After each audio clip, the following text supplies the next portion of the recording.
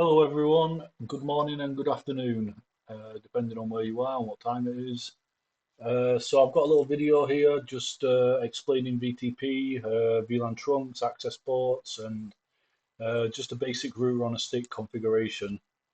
And so I've got a little network diagram which I've created beforehand, just before I get started, because for me it helps having a structured approach before jumping in and not creating everything on the fly and winging everything. So yeah, I've got this created, and as you can see here, we've got VLANs 10 and 20 here. We've got some access ports here, four switches and a router connected, a router on a stick basically, and we've got some sub interfaces here. Okay, so let's get started. So I've gone ahead and kind of replicated the diagram in GNS3, and I'm using Cisco equipment here. I've got some layer 2 switches created, just a router and some end devices. I mean, I could make a separate video just kind of detailing kind of the creation of the lab, but yeah, this is my setup for now. Okay, so I've gone ahead and fired up all the devices on my GNS3 lab. So what I'm doing now at the moment is I'm just connecting to every single one of my interfaces on the GNS3 lab. So you can see here the switch 1, interface range 0.0 to 0.1. So we're getting that one and that one. And we're just selecting it for the time being and leaving it. So I've done the same for switch 3. We've made a bit of an error. So we're going to need to change that to interface 0.2. And what's the switch for? 0.0 interface 0.0. Okay, perfect. So we've got them all selected. So a little easy thing to do is just to go onto Mover Extern, go multi-exec, and we'll need to switchport trunk encapsulation .1q. Some switches you need to specify the type of encapsulation before you can move forward. Just something to keep in mind really. Switchport mode and then switchport mode trunk. Switchport switchport trunk allowed VLAN 1 10 VLAN 1 10 20, and let's just put a no shutdown for just to be on the safe side. Okay, so now we've got that completed. Next thing we're going to need to do is to enable VTP. So we can say VTP domain test domain. Let's say VTP password is test123 and VTP version 3. Okay, so what else? So we probably VTP pruning. So let's have VTP pruning on as well. I'll explain what everything does towards the end of the video. But for now, just what you need to know is that VTP pruning basically just gets rid of VLANs what aren't being used. Essentially, like if you think of like a tree and you just prune you cut off the branches what don't grow any leaves on them. Well, just that's kind of what pruning is. So yeah, we've enabled VTP pruning password, VTP version. So let's exit out of multi-exec mode and go to switch 1, and we need to make this the VTP we go to the and VTP primary. Okay, yep, that's fine. And we need to make this one VTP mode client and VTP mode client and VTP mode transparent. Perfect. Okay, now that we've configured the VTP password, domain name, version, we've set the primary VTP server, we've set the client VTP servers and the transparent VTP servers. Basically, VTP transparent is basically it just think of something what just passes through it, like you get light on a transparent surface, the light just goes straight through it, nothing gets really saved to it, and that's the way I like to look at it. I'm not sure if that analogy helps, but yeah. Anyway, so switch one, we've made this the VTP primary, so what do we need to do now? We need to go to configuration, conft, and we need to create some VLANs and just basically just to see if it works.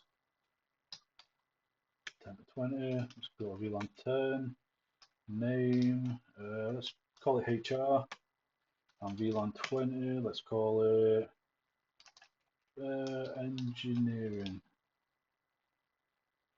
Yep, perfect. And let's end, show VLAN brief. Okay, as you can see, we've got two 10 and 20, HR and engineering, they're created. So what we need to do now is just to see if, well, just basically, let's just see if all the VLANs have been propagated, like sent to the other switches. So show VLAN brief. Okay, it hasn't been populated. Well, no, it has. My bad. Yeah, I was looking at switch 4 here. The reason it hasn't is because remember I was on about VTP transparent. Well, this is basically it in action. It doesn't it doesn't save any VTP uh, configurations. It just literally simply the VTP revisions or configurations are simply just pass through it. Like, so let's say you've got another switch connected to the other end, like switch 5, connected to switch 4, connected to switch 2. Switch 2 would send it, it'd just go through switch 4 and it'd go to switch 5, and switch 5 would get the VTP configurations and it'd add the VLANs. But here you have to do it all manually. Yeah, so that's what VTP transparent is. So I guess the next step now would be to just configure the router on a stick. Okay, so I've gone ahead and we've configured the router on a stick here. So I'll just quickly show you this. So I went here, conft enable, and conft interface 0.0.10 for the sub interface. Set the encapsulation .1 Q, and you specify, you don't add a VLAN, you just specify like VLAN 10 or VLAN 20, and then you add an IP address, which is going to be a default gateway for these end devices. So it'll be 10.0. Okay, for this one it's 10, so it'll be 10.1 with a /24 mask. So I did that. You rinse and repeat for sub interface 2, so you change that to a 2, IP address to a 20, and it should be working. One key thing to do is to make sure your physical interface isn't shut down, because it usually is by default. So just do a no shut command on it. Don't forget to do that, and it should bring everything back up. So now that that's working, we can kind of confirm it all by doing show IP interface brief, if I can spell it right. Yep. So up. That's working. So and I've configured these switches to have access ports on them, and I guess the final thing to do now would be to just configure the end devices really, which I've already done. So basically to do that, I'll just quickly show you. you go on nano, etc, network, interfaces. Open anyway, yep. And if you come here, these will be commented out. You just delete the hashes, add the appropriate IP address, subnet mask, and default gateway. And then once you're done with that, you'll need to restart the network service for a Linux machine, or just give it a simple reboot. It'll usually do the trick if you're unsure. So now that that's working, I'll just do a quick test just to kind of simulate why some things will work, some things won't work. So let's go here. We've got switch 3, and we've got short interfaces, trunk, VLAN, VLAN 30, no, that won't work. Short interfaces, trunk. Okay, I guess we still do. No, because it's not a trunk port, it's an access port. My bad. Short interfaces, Ethernet 0.1.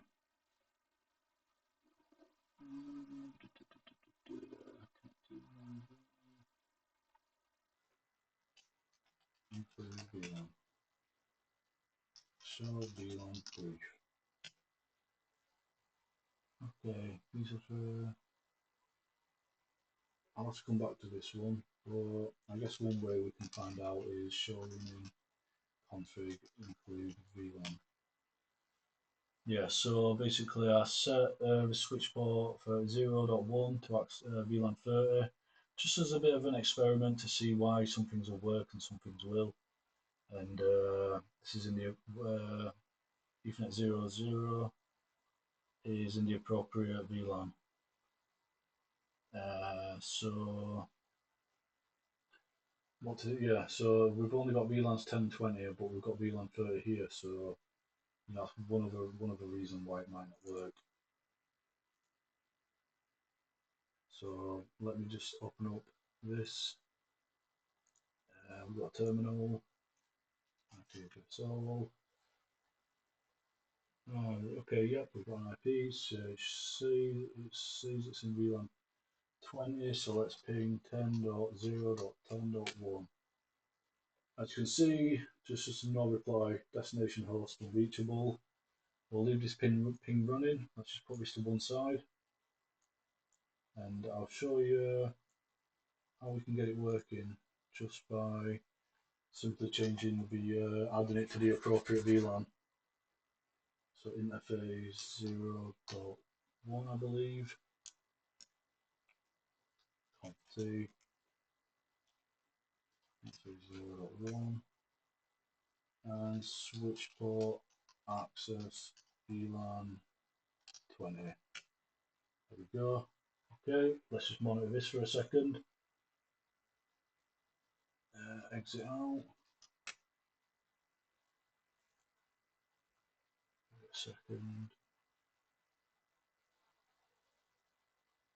No, it's going to be pinging itself.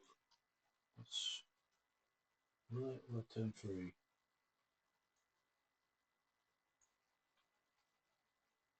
No, we're pinging 10.1. Okay, yeah, as you can see now we're getting a reply. So, one last thing is just not to forget to assign the appropriate access VLAN. And once it's in the correct VLAN, as mentioned before, it'll get everything working. So that's pretty much it really. Yeah, so just trying to think of anything else to mention before wrapping up this video. I was thinking of making a separate video just kind of on my GNS3 lab, because it's a bit, you have to fidget with it quite a bit and do a lot of tinkering. But once you know the right images to use and where to find them and how to get it working, quote unquote, uh, it's actually useful. I've used stuff like EVNG in the past, and it was very problematic and temperamental, and it was a bit of a nightmare. But this is reliable, And I've used CML Labs, which is fantastic. It's just on the pricey side, and you know, the whole point of working is to make money, not to spend it. So I kind of, GNS3 is a good viable option. Anyway, thanks for watching my video, and I really hope you enjoyed it. And yeah, stick around.